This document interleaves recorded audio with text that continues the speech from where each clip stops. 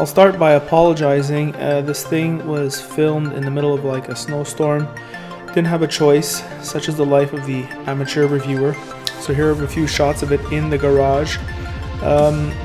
This CX-3 surprised me. I thought Mazda did a great job with the exterior styling. It's very compelling to look at. In fact, I almost think it may look even better than their hatchback. But that's personal taste. The color came out well. Just a few notes, technical notes about this vehicle. This vehicle in all-wheel drive weighs 1,300 kilograms. So the engine makes 146 horsepower, same thing torque. Gas is up on regular and has a 6-speed automatic. It is a hoot to drive. Steering feel is direct. The pedal pressure for the gas and the brakes is very sporty. And the car is a looker. Of course, as with all Mazda products, the value is in the mid-level trim. One thing that this vehicle is not as practical, has very limited space. In fact, I could not get over how little space there was for something branded as a CUV. I mean, I think a Volkswagen Golf hatchback is more roomy. However, this is the high-end model and it's got all the nice trim, suede inserts, wonderful leather. It is a high-end treatment, probably a higher-end treatment than the comparable HR-V that I reviewed last week. A nice thing about this vehicle is that the noise vibration harshness is very low. It rides well on the highway, it tracks well, and relatively little wind and road noise that gets in, so that's pretty awesome. Inside you have good tech, but you have to option up for the security tech. As far as price goes, it's priced pretty competitively in the mid-level trim, and compared to the competition, just a much higher level of refinement and sophistication at the compromise of functionality. Should be noted that that interior treatment continues on the dash. You even have like leather surfaces on the front part of the dash, which is pretty awesome. This excellent vehicle also gets excellent fuel economy. With the all-wheel drive, you get 8.8 and 7.3 liters per 100 kilometers, and with the front-wheel drive, you get 8.2 and 6.7. So pretty good. Let's listen to the thoughts on the road.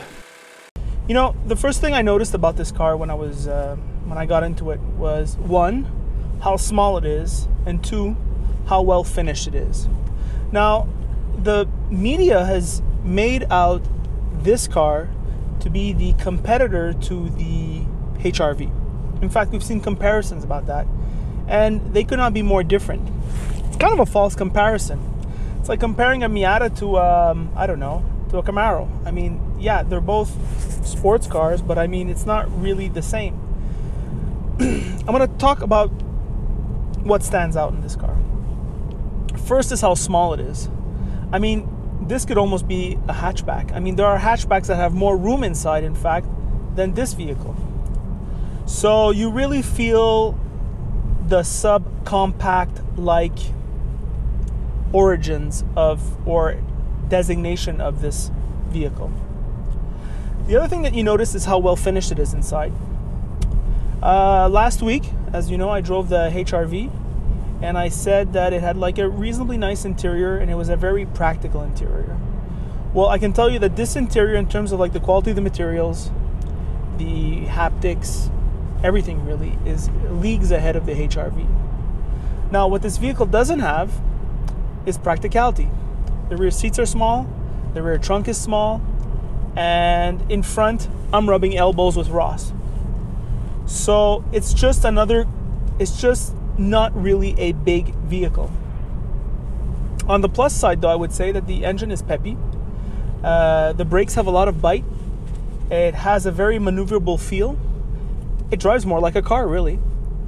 The transmission feels like every other transmission I've ever driven in this class. I would just say this, that the transmission downshifts pretty fast.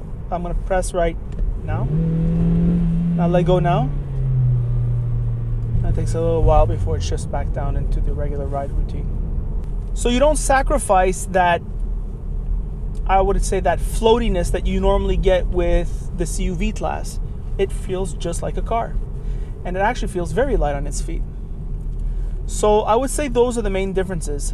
other little things that you get with this high-end vehicle that you don't get in the similarly priced HRVs. You get a Bose sound system. The Bose sound system sounds wonderful. Wonderful at low volume, wonderful at medium volume, and it plays very loud. I mean, it plays better than some radios in more higher classes. Another thing that's pretty good about this vehicle is that there's relatively low wind and tire noise. So it doesn't sound like a little buzz box. The visibility is very good.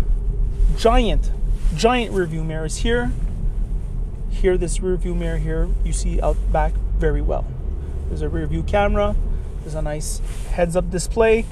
When you're on the Mazda 6, it's cheeky and it looks like it's gonna break. However, on a vehicle of this low price, I guess it's okay. Though I still think people are gonna find a way to break it.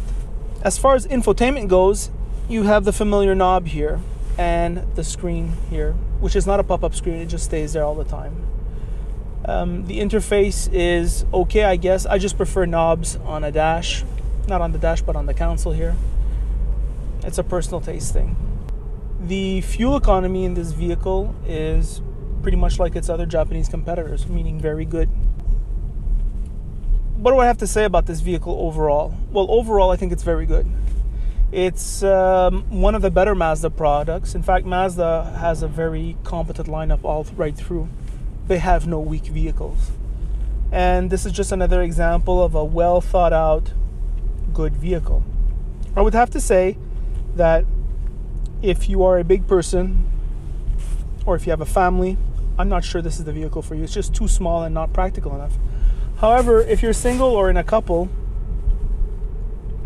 and you fall in love with the exterior styling and the interior comfort, I think it's pretty good. Or else you can just might as well buy the Mazda hatchback. I mean, it's going to be fine.